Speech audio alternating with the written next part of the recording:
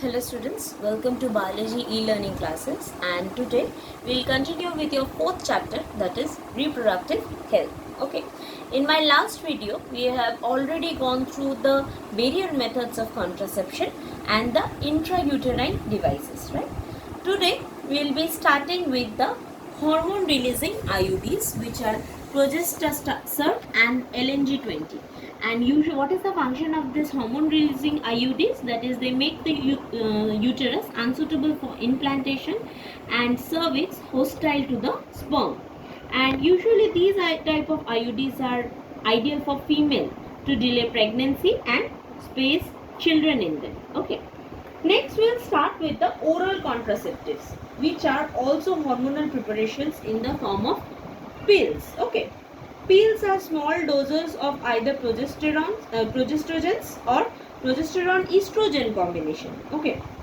Oral pills, they usually alter or inhibit ovulation or implantation and also modify the quality of the cervical mucus, which prevents or retards the entry of the sperm. This oral pills have to be taken daily for a period of 21 days, starting within the first 5 days of the menstrual cycle. The most common example of the oral pill is Saheli, which was developed by the scientists at Central Drug Research Institute in Lucknow and contains a non-steroid called Centroman. Okay, it is a once week pill with very few side effects. Okay, these are various oral contraceptive pills. Okay, next we'll start with replants or the injections or implants. Okay, which are effective for longer period of time, though their mode of action is similar to the oral contraceptives. Progesterone alone or in combination with estrogen are used by the females as injections or implants under the skin. Okay. Now, and it has to be done within 72 hours of coitus, are effectively given as emergency contraceptives to avoid possible pregnancy. Okay. Next, we will be starting with the emergency contraceptives, which includes the administration of progesterone or progestogen, estrogen combinations or IUDs. Okay. Both of these techniques, the injections, implants or the emergency techniques, are highly effective but poorly reversible. Okay. Next, we will start with the sterilization or the surgical methods. They are used by male as well as the female partner as a permanent terminal method to prevent any more pregnancies. Okay. This method blocks the transport of gametes and prevention of contraception.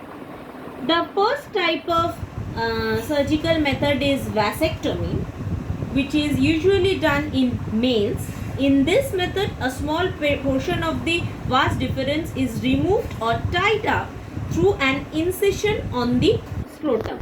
Okay.